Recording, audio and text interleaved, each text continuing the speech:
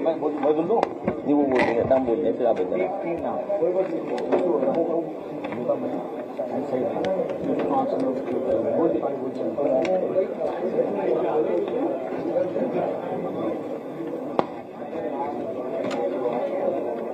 मंचा सेन, सम्मानित राष्ट्रीय अध्यक्ष जी, महाराष्ट्र के प्रदेश अध्यक्ष श्री अबू हाशिम आजमी जी,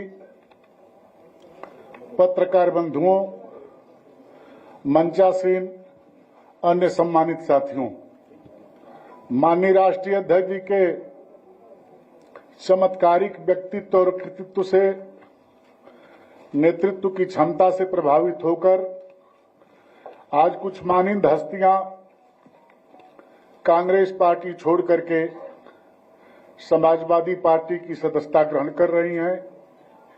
इन साथियों को मैं हृदय की गहराई से स्वागत करता हूं, अभिनंदन करता हूं और भरोसा दिलाता हूं कि समाजवादी पार्टी का एक कार्यकर्ता आप लोगों को अपने सर आंखों पर बिठा करके रखेगा। अब जो साथी सदस्यता ग्रहण कर रहे हैं, क्रमवार मैं उनका नाम आपके समक्ष प्रस्तुत कर रहा हूं। इब्राहिमी यूसुफ जी, पूर्व दर्जा प्राप्त मंत्री, पूर्व विधायक MHADA.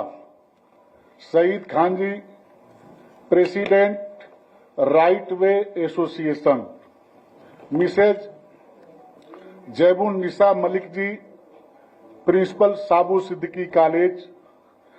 Shahzad Ibrahimi ji, college minority vice president. Aamir Idrisi ji, social worker Mumbai. ये सभी हस्तियां हैं। निश्चित तौर पर इनके आने से समाजवादी पार्टी सिर्फ महाराष्ट्र में ही नहीं बल्कि पूरे देश में मजबूत होगी। मैं इनका स्वागत करता हूं, अभिनंदन करता हूं। अब मैं राष्ट्रीय अध्यक्ष जी से आग्रह करता हूं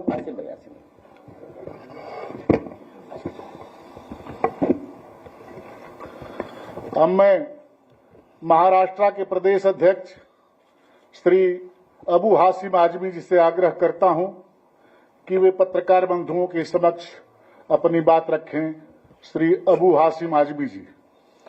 आदरणीय श्री अखिलेश यादव जी और यहाँ मौजूद तमाम साथियों, पत्रकार भाइयों और बहनों, आज देश में ये तय हो चुका है, लोग इस बात को मानने को तैयार हैं कि अगर बीजेपी से कोई लड़ रहा है, सांप्रदायिक शक्तियों से कोई सचमुच लड़ रहा है, वो समाजवादी पार्टी श्री अखिलेश यादव जी के नेतृत्व में लड़ रहे हैं। इसको देखते हुए, और हम इस देश की तीसरी बड़ी पार्टी हैं, हमारा संकल्प है, हमारी कोशिश है कि हम अपनी पार्टी को राष्ट्रीय पार्टी बनाएं। हम लोगों ने तय किया है कि हम पार्टी को बहुत सारे लोग जुड़ना चाहते हैं और कोई लड़ने वाला नहीं है। तो श्री यूसुफ अब्राहनी साहब, अभी जो बताया उन्होंने, एक वहाँ इस्लाम जिमखाना है, उसके चेयरमैन भी हैं ये, और कांग्रेस पार्टी के बड़े लीडर थे वहाँ पर। जैबा मलिक साहबा प्रिंसिपल हैं, डबल PhD हैं, पढ़ी लिखी हैं, कांग्रेस में थी पहले। सईद खान साहब हैं। इस तरह ये सब लोग समाजवादी पार्टी में ज्वाइन हो रहे हैं। मैं इनको यकीन दिलाता हूं कि आपको मुंबई में हमारे नेतृत्व में काम करने में कहीं कोई दिक्कत नहीं आएगी। समाजवादी पार्टी लोगों को आगे बढ़ाकर काम करवाना चाहती है। हम आपका समाजवादी पार्टी में दिल की गहराइयों से बहुत बहुत स्वागत करते हैं।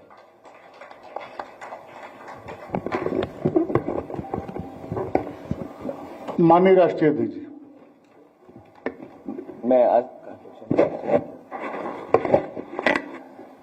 मैं पार्टी के हमारे प्रदेश के अध्यक्ष अबू हाशिम आजमी साहब और जो हाल ही में समाजवादी पार्टी में शामिल हो रहे हैं, अब्राहनी यूसुफ जी, सईद खान साहब, जैबुन निसा मलिक जी, शहजाद अब्राहनी जी और इनके साथ बड़ी संख्या में लोग न केवल यहाँ हैं बल्कि महाराष्ट्र में भी बड़ी संख्या में लोग साथ आएंगे।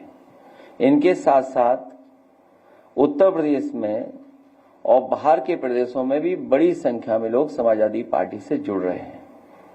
समाजवादी पार्टी की कोशिश होगी जो लोग दूसरे दलों से आना चाहते हैं उन लोगों को शामिल कर करके जो पीडीए की लड़ाई है उसको और मजबूत बनाने का काम करेंगे। इधर भारतीय जनता पार्टी का जो काम करने का तरीका है उससे यही लग रहा है कि पीडे की ताकत से वो घबराए हुए हैं। अभी कुछ दिन पहले उत्तर प्रदेश के सरकार के मुख्यमंत्री जी को 0-0 याद आ रहा था। हिंदी में उसे कभी कभी अंडा भी बोलते हैं। आज सुनने में आ रहा है कि डंडा की बात कर रहे हैं। जो सरकार पुरानी सरकार के इन्वेस्टमेंट के इंसेंटिव की बात कर रही हो, अपने सरकार के इंसेंटिव किसको दिया उसकी बात नहीं कर रही सरकार, क्योंकि उनका इंसेंटिव ही कमीशन है। और फिर जो बड़े बड़े इंफ्रास्ट्रक्चर के जो काम भी हुए हैं वो समाजवादियों की देन है। और समाजवादी पार्टी के समय पर जो एक्सप्रेसवे बने या अन्य जो सड़कें बनी वो एग्जेम्पलरी काम हुआ, उसका उदाहरण दूसरे विभागों ने और प्रदेश की सरकारों ने अपनाया। मेडिकल की क्या हालत है हम और सब लोग जानते हैं। आग के बाद आग लग रही है। झांसी की आग के बाद तो सरकार को सबक लेना चाहिए था।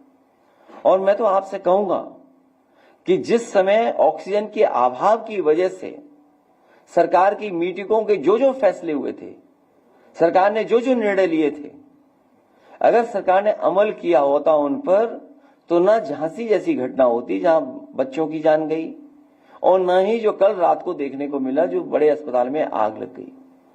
कुछ लोग ये भी कहते हैं कि पिछले 7-8 साल से जो खराब क्वालिटी का सामान लगा है, बचने के लिए आग लगा दो, फिर उसका नामो निशानी नहीं बचेगा। तो कहीं ये बात तो नहीं है कि अपने भ्रष्टाचार को छिपाने के लिए ये काम हो रहे हो। जो हमारा किसान उम्मीद लगाए बैठा था कि अब तो शायद आय दोगुनी हो जाएगी, पूरा गेहूं जाने कौन खरीद रहा है, कहां ले जाया जा रहा है।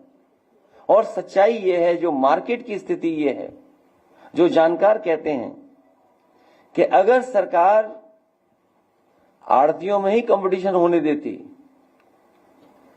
तो किसान को ज्यादा कीमत मिलती गेहूं की। और ये सरकार वो भी नहीं देना चाहती, पाबंदी लगा रही कि कोई कंपटीशन ना हो जाए। और वो सरकार जो चाहती थी कि किसान बाजार में कंपटीशन से आगे बढ़े।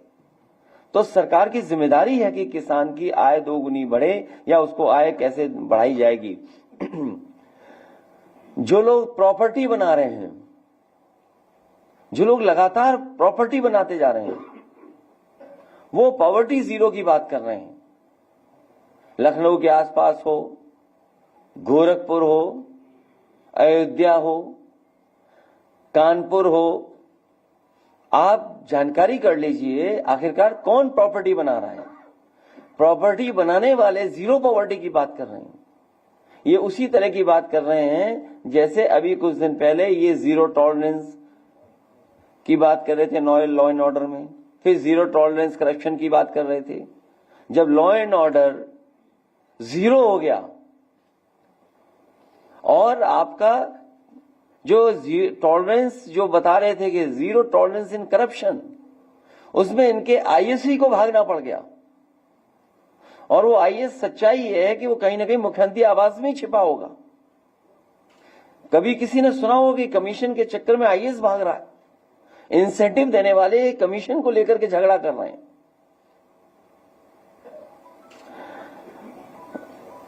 इसलिए इस सरकार को जीरो ही जीरो दिखाई दे रहा है, क्योंकि खुद जीरो होने जा रहे हैं। इनके फैसले पहले से ही पता लग जाते हैं। एक जो फैसला अभी होगा, उस फैसले में दो चीजें तो हमें भी पता है, एक कार्यवाहक होगा, एक सिंह होगा। बीच में कौन होगा ये नहीं मुझे पता। एक कार्यवाहक होगा और सिंह होगा, बीच में क्या होगा ये नहीं कह सकते। और फिर कल मुख्यमंत्री कह रहे मेट्रो बनाई है उन्होंने। अरे आप सबसे पढ़े लिखे लोग हैं, बुद्धिजीवी हैं और लखनऊ के हैं। आप मुझसे बताओ कहां मेट्रो बनाई उन्होंने? कोई मेट्रो बनी हो तो बता दें, किस जगह मेट्रो बनी है? पूरे उत्तर प्रदेश में जो मेट्रो आज बनी और चल रही है वो समाजवादियों की देन है, वो भारतीय जनता पार्टी की कोई उपलब्धि नहीं है। जब नौकरी नहीं, रोजगार नहीं, और जब नौकरी रोजगार मिल जाने चाहिए थे, तब सरकार कह रही कि हमने लैंड बैंक तैयार किया है। जो सरकार अभी भी लैंड बैंक तैयार कर रही हो तो इन्वेस्टमेंट क्या है होगा? फिक्की जैसी बड़ी संस्था है, हालांकि उस पर टिप्पणी नहीं करनी चाहिए कि वो कमजोर लोग होते हैं, उद्योगपति कारोबारी लोग, वो सरकार से सवाल नहीं पूछ सकते। जो सरकार कहेगी उसी को स्वीकार कर लेंगे। फिक्की वाले खुद जानते होंगे कि न जाने कितना भ्रष्टाचार है, और वही रटा रटाया पुराना घिसा पिटाया डायलॉग कि भर्ती होती थी वो आ जाते थे। अभी सुनने में आया है, हालांकि मुझ तक नहीं पहुंची है जानकारी, आप तक शायद हो, जो नई भर्ती हुई है उसकी पूरी लिस्ट नहीं आउट हो रही है। अरे अगर भर्ती हो गई है तो आप पीडीएफ कर दीजिए सार्वजनिक, आप इंडिविजुअल क्यों कर रहे हैं? आप मेडिकल कॉलेज बना रहे हैं कहां पर? हरदोई में। हरदोई के बगल में है शाहजहांपुर, वित्त मंत्री जी का जिला है। इस योजना के तहत उस समय के जो स्वास्थ्य मंत्री थे नड्डा जी, मैंने खुद और जेपी नड्डा साहब ने मिल करके पहला मेडिकल कॉलेज शाहजहांपुर में शुरू किया था। और जब मैं विधानसभा में था तो मैंने सवाल किया था कि मानक के अनुसार प्रोफेसर, असिस्टेंट प्रोफेसर और टेक्निकल स्टाफ कितना होना चाहिए। जब शाहजहांपुर जैसे मेडिकल कॉलेज में जो वित्त विभाग के मंत्री जी का क्षेत्र है वहां नहीं है, तो पूरे उत्तर प्रदेश में ये जो बने बिल्डिंगें जो बन रही हैं ये केवल ढांचा है, ये मॉडर्न खंडर हैं, इनके अंदर इलाज नहीं हो रहा है। और इलाज अगर हो रहा होता, अगर इन्होंने वाकई में इलाज का इंफ्रास्ट्रक्चर बेहतर किया होता, तो हमें जो तस्वीर देखने को मिलती हैं, मैं उन पत्रकार साथियों का भी धन्यवाद देता हूं, इतने दबाव के बाद भी वो तस्वीरें बाहर आ जाती हैं, अखबार में छप जाती हैं। इसके लिए मैं उनका बहुत बहुत धन्यवाद और बधाई भी देना चाहता हूं। तो सोचिए मेडिकल का क्या हाल है, किसी अस्पताल में चले जाए गरीब को इलाज नहीं मिल रहा, गरीब धक्के खा रहा है। तो ये सरकार जो ट्रिलियन डॉलर की इकोनॉमी की सपने दिखा रही है, ट्रिलियन बात तो यही है कि लखनऊ वाले दिल्ली वालों को धोखा दे रहे हैं। कब कौन चला जाए, चली चलिए का वो क्या कहावत है, आखिरी समय का, बस वही चल रहा है। इसलिए अंडा और डंडा याद आ रहा है हमें, अंडा जीरो वाला और डंडा जाने के उनसे डंडा याद आ रहा है। क्या ये मुख्यमंत्री भाषा हो सकती है? और फिर अभी बाबा साहब भीमराव अम्बेडकर जी का हम लोगों ने संविधान और जयंती मनाई उनकी। सोचिए खुलेआम क्या लोग कह रहे हैं, गोली मार देंगे, जान ले लेंगे, हत्या कर देंगे। हमारे पास राणा जैसे लोग हैं जो जाकर के किसी की भी हत्या कर देंगे। मतलब यही संविधान है, यही बाबा साहब भीमराव अम्बेडकर जी बना हुआ संविधान है। पुलिस पता नहीं क्या कर रही है, वो ढूंढ रही सोशल मीडिया पे कौन क्या लिख रहा है। एक बहुत नासमझ कार्यकर्ता कल मुझे मिला प्रतापगढ़ का, हालांकि सोशल मीडिया पे लिखने पे बहुत सारे लोगों पर एफआईआर हुई है। बीजेपी को आजादी है। मुझे पता है कि गुड़गांव में एक है व्यक्ति और कुछ नोएडा में जो ये ऑपरेट करते थे चीजें, पैसा मिलता उनको बड़े पैमाने पर, भर भर के पैसा जा रहा है। जो गरीब थे वो जाने किस हवाई जहाज में उड़ रहे हैं, सुनने में आ रहा है। तो गरीब एक नासमझ कार्यकर्ता ने कुछ लिख दिया। आप में से कौन स्वीकार करेगा कि मुख्यमंत्री की भाषा ऐसी होनी चाहिए? भाई डंडे वाली भाषा तो नहीं होनी चाहिए और टोटी वाली भी भाषा नहीं होनी चाहिए। तो अगर ना समझने कुछ लिख दिया तो पुलिस भाग रही है। बताओ, पुलिस उनके खिलाफ नहीं भागेगी जो दिल्ली में शपथ लेकर के बैठी हुई हैं। एक ना समझ के पीछे पुलिस पड़ी हुई है कि इसने सोशल मीडिया में क्या लिख दिया। अरे भाई जितनी उसको जानकारी उसने लिख दिया, अब आपको बुरा लग रहा है तो उसको डिलीट कर दो, मत देखो, फॉलो मत करो। किसने कहा फॉलो करना, देखना है सोशल मीडिया में समय खराब करना है अपना? राष्ट्रपिता महात्मा गांधी जी यही कह गए, बुरा मत देखो, बुरा मत सुनो, बुरा मत कहो। तो मैं अपने कार्यकर्ता से कहूंगा कि बुरा मत लिखो। तो इसलिए ये सरकार जाने वाली है, जाते समय इस तरह की भाषा इस्तेमाल कर रहे हैं। और फिर ये कोई नहीं है, ये सब बीजेपी के ट्रूपर्स हैं। जिस तरह हिटलर ने ट्रूपर्स बनाए थे, ये वही बीजेपी के लोग हैं। और जान ले लो, वो तो जान हम लोगों ने लाइव भी देखी है जाते हुए, हमने सबने देखा है लाइव। बीजेपी की सरकार में कोई भी जान ले सकता है किसी की। तो ये सब बीजेपी करवा रही है, और बीजेपी का स्टेटमेंट भी नहीं कुछ आ रहा होगा। जो लोग हम लोगों को इतिहास फलाने ठिकाने ये पन्ने पलटने की बात कर रहे हैं, तो इतिहास न पलटे तो ही अच्छा है। सुनने हमारे डीएनए तक की बातें कर रहे हैं। मैंने तो कहा था कि साइंटिस्ट हैं क्या मुख्यमंत्री जी, कि डॉक्टर हैं क्या मुख्यमंत्री जी? जब नहीं तब डीएनए टेस्ट होना चाहिए। अरे भाई डीएनए टेस्ट क्यों होना चाहिए? तो ये सब इसलिए है क्योंकि इन्होंने किसान की आय दोगुनी नहीं करनी थी, नौकरी रोजगार मिला नहीं, इंसेंटिव आए नहीं, डेवलपमेंट हुआ नहीं, बिजली महंगी है, पूरे उत्तर प्रदेश की जमीन को भूमाफिया खरीद रहे हैं भारतीय जनता पार्टी के लोग। ये सब हो रहा है। इसलिए हमें और आपका ध्यान हटाने के लिए ये सेनाएं भेजी जा रही हैं। सोशल मीडिया पे मैं तमाम कर रहे हैं। मैं उन पत्रकारों को भी बधाई देना चाहता हूं। जब कभी हमें मौका मिलेगा तो उनका बड़ा सम्मान करने का काम हम लोग करेंगे। एक सच्चे पत्रकार का, ईमानदार पत्रकार से तो नाराज हो जाते हैं लोग, लेकिन एक सच्चे पत्रकार जिसने स्टिंग ऑपरेशन कर करके ये बता दिया कि कौन कौन लोग शामिल थे इसमें, कौन कौन रहे लोग शामिल, जिन्होंने इस तरह का प्री प्लान प्रोपेगेंडा करवाया। सोचिए अब उनकी तो पोल खुल गई है, वो समाज में कैसे चल रहे होंगे, घर परिवार के लोगों को क्या बता रहे होंगे। जिस तरह का वो प्रोपेगेंडा कर रहे थे केवल पैसे के लिए, सोचिए। और उसमें ऐसा नहीं कि मुख्यमंत्री शामिल नहीं थे, मुख्यमंत्री खुद शामिल रहे होंगे, क्योंकि पैसे का लेन देन हुआ सुनने में आ रहा है। वो नाम तो सबने खुलासा कर दिया, हम तो जानते ही नहीं थे कौन है। एक सुनने में आया हाइट कम है उस आदमी की, सुनने में आया मुझे, सुनने में आया डस्टबिन से बड़ा नहीं है, तो बड़े डस्टबिन होते हैं। मैं आपका धन्यवाद देता हूं, और महाराष्ट्र के इतने जिम्मेदार लोगों से मिलने का मौका मिला। आज जो हमारे साथ आ रहे हैं, मैं उनको बहुत बधाई देता हूं।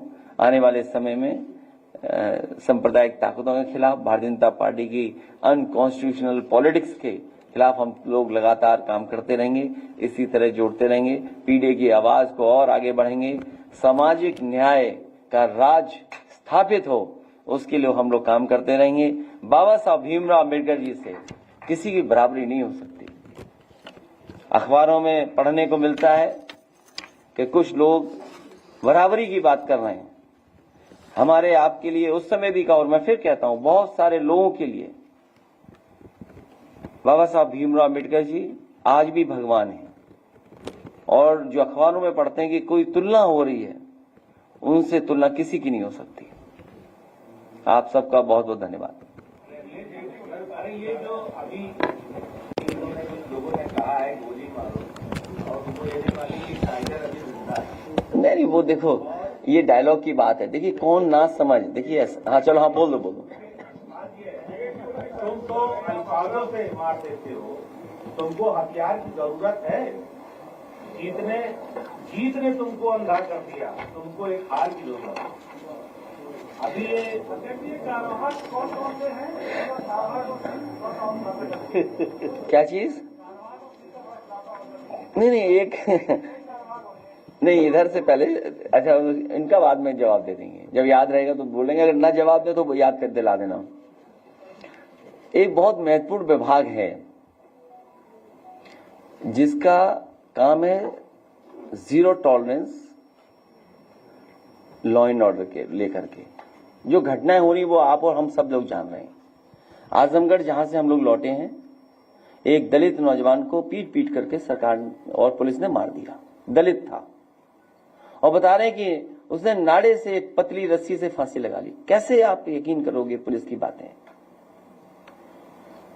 बस्ती जिले में उपाध्याय एक नौजवान था, कुछ लेन देन की शिकायत थी, पुलिस कह रही थी इतना पैसा दे दो। बाद में पता लगा पुलिस ने कहा 5,000 रुपए दे दो। वो 5,000 रुपए नहीं जुटा पाया, इतना मारा कि उसकी भी जान चली गई। अभी प्रयागराज से सुनने में आया कि एक दलित परिवार का एक नौजवान, कुछ कहा सुनी हो गई, करछना विधानसभा, कुछ कहा सुनी होगी, कुछ लेन देन का पुराना एक दूसरे का साथ था, इतना मार जला दिया। बताओ आप, आदमी जला दिया। ये कोई घटनाएं मामूली है क्या? आप सोचिए आप। तो उसी विभाग के जो मुखिया बनते हैं वो अभी तक तो कार्यवाहक बनते आए हैं। उस कारण में मैं नहीं जानना चाहता हूं कि कार्यवाहक किस कारण बन रहे हैं, लेकिन एक चीज तो हम लोगों को सबको पता है, यहां जितने बैठे हैं सबको पता है, कुछ आरोप हम लोगों पे भी लगते थे। अगर वो आरोप लगते हो तो मेरे पास तो चित्रकूट का हिसाब किताब देख लीजिए, मैं स्क्रीन पे डाल सकता हूं जिले का, और कैसे पोस्टिंग है। तो कार्यवाहक होना है, बीच में का नाम नहीं पता है, लेकिन आखिरी में सिंह होना है।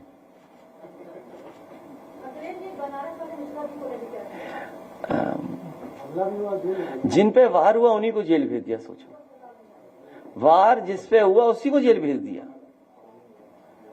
मिश्रा जी कम से कम बोल तो रहे हैं, उन्हें सजा बोलने की मिली है। जैसे किसी को खाता नहीं भाता, हाथा नहीं भाता, हाथा तो समझ रहे होंगे ना, हाथा ही नहीं भाता, किसी को पसंद ही नहीं है। तो समझ लो यही बात है कि मिश्रा जी क्योंकि सरकार के खिलाफ समय समय पे कुछ बात कह दे रहे थे, भाई जेल तो उसको जाना चाहिए था जिसने कहा करनी सेना का कौन साथी है कि हम लोग जान ले लेंगे, मार देंगे, गोली मार देंगे। भाई ये जो साथी हमारे पत्रकार पूछ रहे हैं, ये सीरियस बात है। टाइगर जिंदा तो फिल्मों में होता है, हकीकत में नहीं होता। हकीकत में पता नहीं कौन क्या कर दे। दुनिया में तमाम उदाहरण है, तमाम उदाहरण है, अपने देश के उदाहरण है। दूर क्यों जाते हैं हम लोग? भाई ये नफरत कौन पैदा कर रहा है, जहर कौन घोल रहा है? अरे ना समझ है। उसके परिवार का पता करो, एक खोखे की दुकान है, चाय बेचता है परिवार, आप भी जानकारी करना। अरे भाई जो लाइव मर्डर देखा, अगर उनका बैकग्राउंड देखोगे आप, तो क्या वो कोई बहुत बड़े रईस लोग थे क्या जिन्होंने मर्डर किया है? आप बैकग्राउंड पता करिए। ये सरकार जस्टिफाई नहीं कर पाएगी कि इतनी कीमती रिवॉल्वर उसके हाथ में कैसे आई है। कैसे सरकार जस्टिफाई करेगी? और फिर मुंबई में जो घटना हुई थी, बहराइच का एक लड़का नहीं निकला था क्या? ये तो सरकार कराना चाहती है, मर्डर हो जाए सरकार। भाई सरकार ही तो कराएगी। अच्छा उससे तो पता नहीं, भाई हमें क्या लेना देना करनी सेना, हमारे तो संबंध बहुत अच्छे करनी सेना से। क्या नहीं है संबंध हमारे अच्छे करनी सेना से? बहुत अच्छे संबंध है। संबंध का खराब हमारे, हम राजस्थान से पढ़े, और हमारा सबसे प्रिय गाना वही है नुसरत फतेह अली खां का, जो मीरा का भजन उन्होंने कव्वाली बना दी या गजल बना दी। तब इस करनी सेना को इसके पीछे ही पड़ जाए, मीरा को भी ढूंढे कि कहां है मीरा, ढूंढे नुसरत फतेह अली खां कहां है, दोनों लोग स्वर्ग में मिलेंगे, जाओ ढूंढाओ। तो हमारा तो लगाव है। अब बताओ, मीरा का भजन सुनते हैं, हम कहेंगे बुलाओ प्ले करो यार मीरा का भजन, आप भी सुनिए कौन सा भजन, क्योंकि हम तो सुनते हैं। अब बताओ करनी सेना बंदूक लेके आ जाए तो क्या करेंगे? नहीं सुनोगे आप। और इसीलिए 400 नहीं जीते। अगर 400 जीते होते, सड़कों पे होती तलवारें, सड़कों पे होती राइफलें। अरे सुन लो पहले यार नुसरत अली खां का मीरा का भजन सुनो।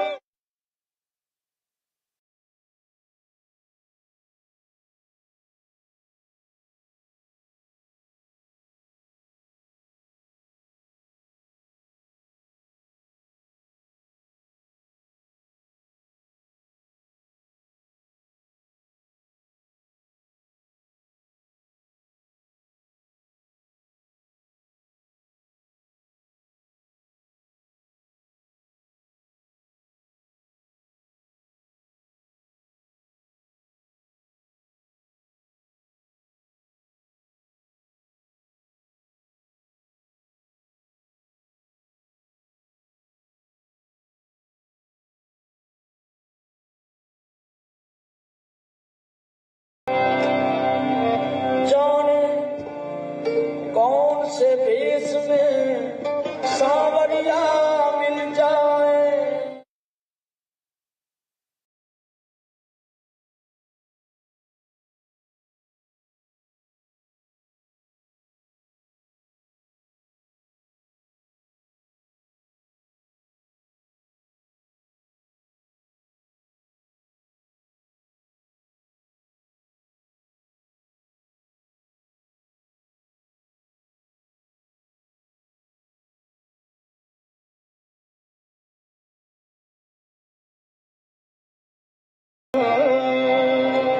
जब से राधा शाम के नैन हुए हैं चार।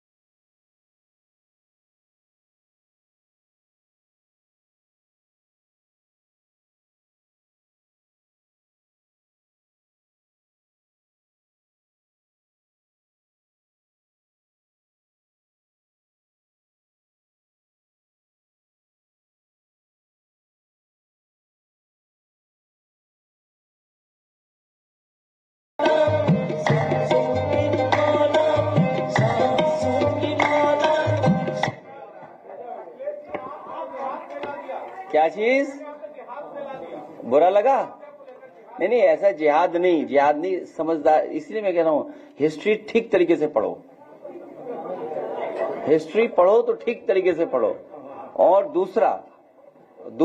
दूसरी बात जो गाना सुनाया, हम किसी से घबराने वाले नहीं कि बंदूक चला के गोली मार दोगे तुम। तुम्हारी उसी दिन नीयत मुझे पता लग गई थी जिस दिन तुमने एनएसजी वापस ली थी। एनएसजी जिस दिन वापस ली थी उसी दिन मुझे आपकी नीयत और मंशा का पता लग गया था कि आप डराना चाहते हो। मैंने कभी सवाल नहीं पूछा। मुझसे बहुत से लोगों ने कहा कि एनएसजी को लेकर के आप लोकसभा में कहिए और विधानसभा में कहिए। मैंने कहा मैं ये बात नहीं कहूंगा। और मुझे तो ये लगता है जो डरपोक लोग हैं वो एनएसजी रखे हुए हैं, जो डरपोक लोग हैं वो एनएसजी रखे हुए हैं। मैं तो कहूंगा कि एनएसजी वापस दे दें, वो लोग भी वापस ले लें। और हम लोग महाराजाओं के खिलाफ नहीं है। महाराजाओं की कोई जाति नहीं होती, राजा की कोई राजा की जाति नहीं होती। मुझे याद है जब उत्तर प्रदेश की सरकार थी उस समय हेरिटेज पॉलिसी में बना रहा था, और हेरिटेज पॉलिसी के तहत महाराजा गज सिंह जी यहां आए थे उत्तर प्रदेश में। पूरे सम्मान के साथ मैंने उन्होंने कहा कि जो आपने पॉलिसी राजस्थान में लागू की है, जिससे राजाओं को महाराजाओं को अपनी जगह उनको मिल गई, रजिस्ट्रियां हो गई महलों की, बड़े बड़े किलों की रजिस्ट्रियां हो गई आपके पक्ष में। उत्तर प्रदेश में भी जो ये राजा मुझसे मिल रहे हैं आकर के, मैं भी वही पॉलिसी ला करके कर दूंगा। सरकार नहीं बनी जिसकी वजह से पॉलिसी नहीं लागू कर पाया। और मैं एग्जांपल देता हूं आपको, जो अमेठी का मसला हुआ था, अगर आपको याद हो, डॉक्टर संजय सिंह, उनके घर में उसका बेटा चला गया और इसलिए चला गया तो उसे लगा कि जब पिता ये हेरिटेज पॉलिसी आ जाएगी तो पिताजी हमें हक नहीं देंगे, हमारा अधिकार नहीं मिलेगा। मुझे पुलिस पीएससी लगा करके समझौता कराना पड़ा था। तो हम लोग खिलाफ नहीं हो, न डरने वाले किसी से। क्या चीज? नहीं जाऊंगा मैं, क्यों नहीं जाऊंगा मैं, लेकिन भीड़ के साथ नहीं जाऊंगा तमाशा करने को, जिस तरह और तमाशा हुआ है। की बात कर रहे हैं बंगाल में इस तरीके से हो रही है, और यहाँ पर जो मुख्यमंत्री जी डंडा मारने की बात कर रहे हैं, यहाँ के मुख्यमंत्री जी की भाषा नहीं सुना आपने? इसलिए मैंने कहा कि आप उलझो मत। अरे वो डीएम ही नहीं, वो क्या आईएएस ही नहीं मिल रहा? आपको मुझसे सवाल ये पूछना चाहिए, आईएएस कहाँ छिपा हुआ है? मैं आपसे पूछता हूँ, आईएएस कहाँ छिपा हुआ है? कब तक बताओगे? अभी तक बता दो, परसों तक बता दो, आज तक भी न्यूज ही नहीं चल रही है। ये कौन से में पूछ रहे हैं मुझसे सवाल? आज तक के ही हो ना? तो मैं अपने आज तक के भाई से कहना चाहता हूं कि भाई एक आईएएस खो गया है, उसकी भी न्यूज चलाओ, और किसान की आय दोगुनी हो उसकी भी बात करो। ये जो मंडियां नहीं बन पा रही, ये जो एक्सप्रेस वे पे मंडी बनी, बड़ा दुख होता है मुझे। आप बताओ, पूर्वांचल एक्सप्रेस वे देखिए, इतने छोटे छोटे बाथरूम बनाए हैं, और आप आगरा लखनऊ एक्सप्रेस वे में देखिए। तो सवाल ये है बड़े, ये जो दंगा फसाद और ये सब कौन करा रहा है?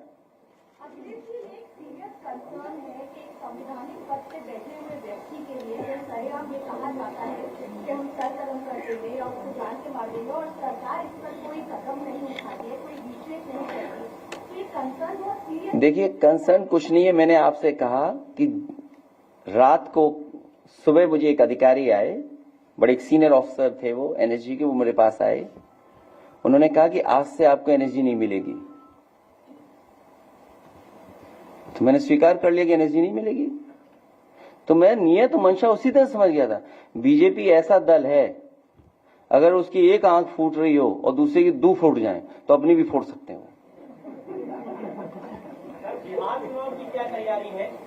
अभी फिलहाल आईएएस ढूंढो। लंबे समय से आरक्षण के विरोध में छात्र आंदोलन कर रहे हैं। देखिए, उन्हें ये सरकार आरक्षण नहीं देगी, आरक्षण नहीं देगी। आरक्षण के साथ खिलवाड़ हुआ है, और पहले दिन से खिलवाड़ हुई। मैंने कई बार एग्जाम्पल दिया इसी जगह पर, और विधानसभा में भी एग्जाम्पल दिया।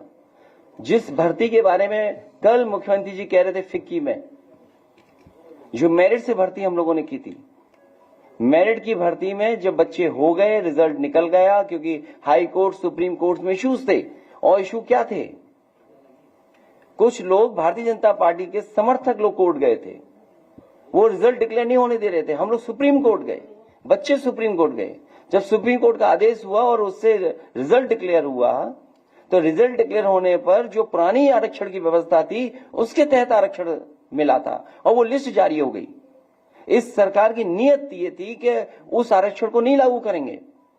उन्होंने आरक्षण की व्यवस्था बदल दी, जो नए आरक्षण की व्यवस्था थी वो लागू की। उसमें 1700 लड़के पिछड़े, दलित और आदिवासी नौकरी से बाहर हो गए थे। तो इसलिए साथी मैं कहना चाहता हूं कि इनकी नीयत नहीं है, पहले दिन से ये नीयत रही है कि आरक्षण खत्म हो, और हम तो एक कदम आगे बढ़ेंगे। ये जो बड़ी बड़ी कंपनियां हैं प्राइवेट में, इसमें भी आरक्षण लागू होना चाहिए। मांग हम लोगों ने पहले भी की है, और अगर आपको कॉम्पिटेंट लोग चाहिए तो हम उनके लिए ट्रेनिंग इंस्टीट्यूट बनाएंगे। क्यों नहीं ट्रेनिंग इंस्टीट्यूट बने? जैसा आपको बच्चा चाहिए, जिस ट्रेनिंग का चाहिए, हम वैसा आपको देंगे, उस इंस्टीट्यूट से देंगे, लेकिन आरक्षण दीजिए आप। वन नेशन इलेक्शन क्या बोलेंगे आप? नहीं तो पंचर कौन, तुम जोड़ोगे फिर? तो इसका मतलब ये हुआ वो पंचर नहीं जोड़ेंगे, तो पंचर कौन जोड़ेगा? अखिलेश जी, वन नेशन आप जोड़ो, कौन जोड़ेगा बताओ? अच्छा, पंचर जोड़ना क्या काम नहीं है क्या? अच्छा, पंचर जोड़ना कोई काम नहीं? अगर चाय बनाना, चाय पिलाना रोजगार है, तो क्या पंचर जोड़ना रोजगार नहीं हो सकता? नहीं, पंचर जोड़ना भी तो एक टेक्निक काम है, टेक्निकल। तो हम ये नहीं कहते हैं कि हम पंचर बनाना ही चाहते हैं या उनको बनाना ही चाहते हैं। फिर पंचर कौन जोड़ेगा बताओ? ये बात अगर मैं कुछ खोल दूं तो फिर नाराजगी हो जाएगी बहुत सारे लोगों को। नहीं मैं नहीं खोलूंगा, ये आज तक वाले लगाएंगे पंचर। ये बोध गया में बहुत पिक्चर लगातार आंदोलन कर रहे हैं अपनी भाजपा बचाने के लिए। नहीं इसलिए, अच्छा बंगाल से क्या लेना देना, हम ममता जी के साथ है, खत्म बात। वहां जो कुछ कम्युनल टेंशन हो रही है वो सब बीजेपी करा रही है। हमने मुजफ्फरनगर में नहीं देखा क्या, या यूपी में जो घटनाएं होती नहीं देखा? मैंने अपने तालिग्राम में देखा, बीजेपी के नेता ने, बीजेपी के कार्यकर्ता ने एक जानवर का मांस कटवा के मंदिर में डाला और उसमें 17 बीजेपी के लोग जेल गए थे। आप लोगों ने न्यूज ही नहीं चलाई, तब कहां था आज तक? अगर एक भी न्यूज चलाई हो तो बता दो, आप आए हो, आप बताओ ना, न्यूज चलाई आपने? जब 17 बीजेपी के लोगों पे एनएसए लगा, जेल गए, आपने न्यूज ही नहीं चलाई है? नहीं आज तक तो था, ये तो चलो नए आए हैं, रहे तो उसी चैनल में होंगे। अच्छा मेरी मदद करो, अच्छा बड़ा चैनल है, मेरी बड़ा चैनल है, मेरी मदद ये करे कि जो, हालांकि एक चैनल है उसकी तो ये समर्थक क्या, उसका समर्थन कैसे करेंगे? स्टिंग ऑपरेशन जो हुआ उसी में हम लोगों की मदद कर दो थोड़ी बहुत, कि कौन दोषी अधिकारी थे उनके नाम जारी कर दो, जो नाम आए हैं उनका नाम जारी कर दो, बस एक स्ट्रिक्ट चल जाएगा, हाँ इनके नाम थे, इनके नाम थे।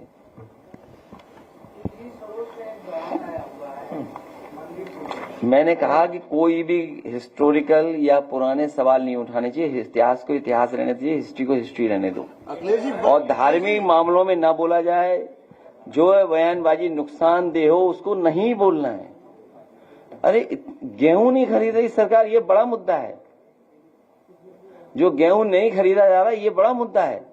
अभी किसान को रेट अच्छा मिल जाता, ये जो लिया जा रहा है गेहूं, अंत में 2-3 बड़ी कंपनियों पे पहुंच जाएगा गेहूं, और वही फिर पैकेट का आटा आप लोग खरीदोगे महंगा, तो मुनाफा किसका हुआ? तो मुनाफा कौन लेके जा रहा है? किसान को मुनाफा नहीं मिल रहा है। किसान संतुष्ट इसलिए कि उसे भाग दौड़ नहीं करनी पड़ रही, वहीं उसका पेमेंट हुआ जा रहा है, जल्दी पेमेंट हो जा रहा है, और लेने देने का जो इंतजाम है, मान लीजिए कैसे गेहूं जाएगा उसका इंतजाम वो आड़तिया कर रहा है, इसलिए उसको सुविधा है। ये सुविधा सरकार क्यों नहीं दे रही है?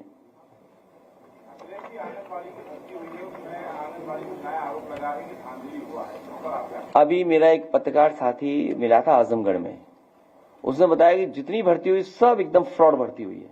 तो मैंने उसका सूची दे देना मुझे। अरे तुम यार लाखों में रहो, गरीब आदमी हो, क्या तुम रिश्वत ले रहे हो यार?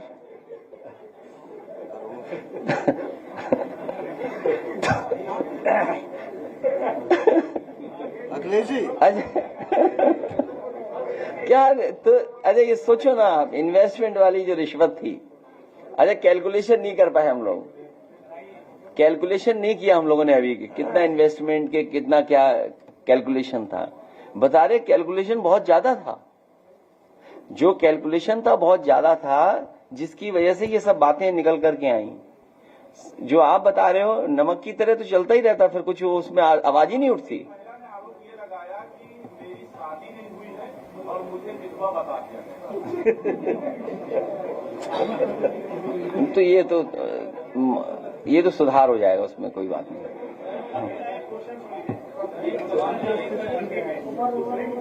किसमें?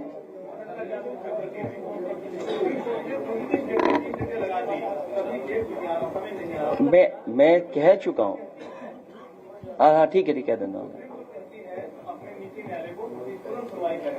और हर पार्टी गया सुप्रीम कोर्ट, जिसमें सरकार वो भी नहीं गया, और उन्होंने स्टे कर दिया तो टाइम में, और आज तक सुनी नहीं गई, मतलब कि इस बारे में आज भी बैठे हुए हैं।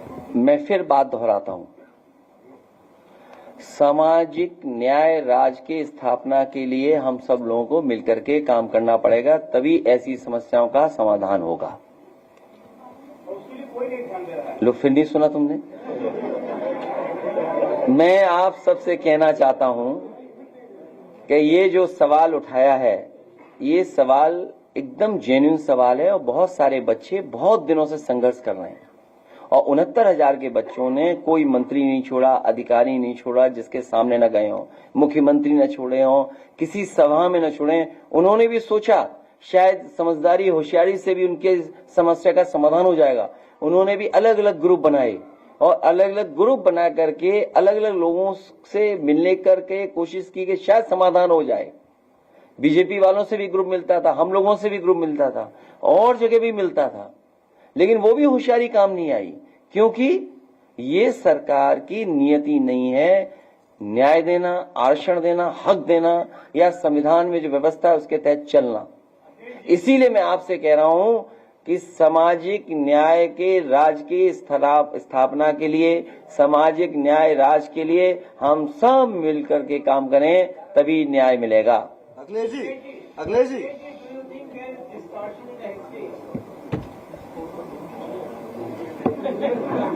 देखिए ऐसा है, इस समय बहुत सारे टूल्स हैं और बहुत सारे सॉफ्टवेयर हैं।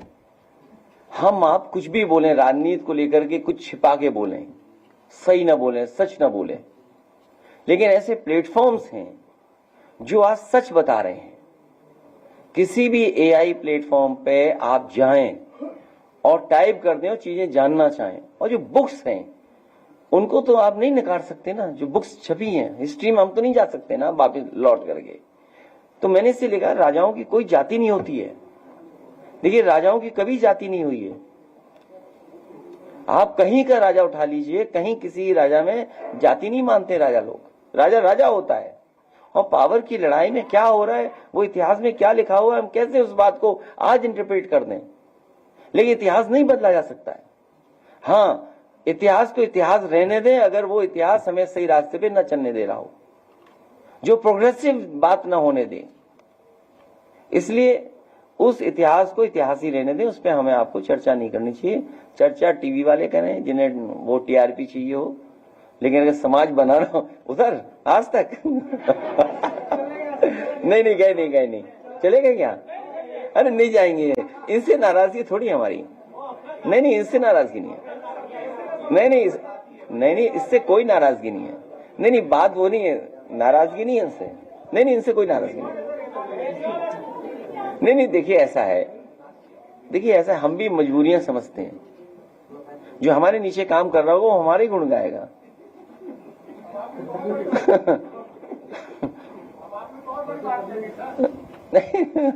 नहीं इसमें बुरा मानने की बात नहीं है, क्योंकि हमें देखिए, जब आपसे मैं बात कर रहा हूं तो मैं आपसे बात नहीं कर रहा हूं। उन्हें समझना चाहिए क्या कह रहा हूं मैं, आपसे नहीं हमारा कुछ है। आपके साथ साथ बीजेपी वाले भी समझ लें कि अब बताओ तुम झूठा प्रचार करा रहे हो। बताइए शोभा देता है किसी आईएएस को? आईएएस इसलिए बनते हैं आपकी एकेडमी में, इसलिए रहते हो। मुझे याद है एक ट्वीट और आया था, वो बोलना नहीं चाहिए मुझे, लेकिन फिर मैं बोल रहा हूं कि वो पर्दा हटाने वाला ट्वीट आया था कि कुछ लोग पर्दे से पता लग जाता है हटा ले जाते हैं। हम इतने गरीब नहीं हैं। एक सवाल इधर से ले लीजिए। हैं? किसमें? भोपाल का एक खबर है, 17 करोड़ रेमडेसिविर इंजेक्शन को डिस्ट्रॉय करने के लिए 18 लाख रुपए का लिए, जबकि ऑक्सीजन कमी से। तो क्यों लाखों की बात कर रहे हो तुम यार? देखो क्या है, फिर सुना फिर ठीक है, आप सही कह रहे हो। ये हुआ होगा, इस तरह का कुछ घोटाला हुआ होगा, इसमें कोई दो राय नहीं है। हमने तो यहां तक कहा था, जिसके लिए हमें बहुत दिनों तक सुनना पड़ा था, बहुत दिनों तक ये सुनना पड़ा था। जब मैंने ये कहा था, और मैंने यूं नहीं कहा था, जिस तारीख को कहा था आप पता करिएगा, जिस तारीख को कहा था आईसीएमआर ने अप्रूवल कैसे दिया था, क्योंकि किसी साइंटिस्ट से मेरी बात हुई थी। मैंने साइंटिस्ट से पूछा कि जो आईसीएमआर अप्रूवल दे रहा है, क्या आपने वो लगवाई है वैक्सीन? तो साइंटिस्ट ने मना कर दिया था कि उसने नहीं लगवाई है। सोचिए, जो अप्रूवल दे रहे हैं साइंटिस्ट, वो खुद नहीं लगाए हैं। तभी मैंने कहा था। अब आप पिछले 2 महीने का, कुछ लोग कह रहे हैं, हो सकता है चर्चा में आपके बीच में भी आया हो, कि 2 महीने का डेटा यूपी का निकाल लो, हार्ट अटैक कितने हुए। 2 महीने का डेटा आप निकाल लीजिए, देख लीजिए कि उसकी वजह से कितना हुआ। और फिर कुछ रिपोर्ट्स कह रही हैं कि इसके लगने के बाद कैंसर बढ़ रहा है। आप कैंसर पता करिए कितना बढ़ गया कैंसर। क्या चीज? पता नहीं क्या होगा, लेकिन ये पता है जीरो वाले 000 दिखाई दे रहा है उन्हें, जो जीरो होने जा रहे हैं।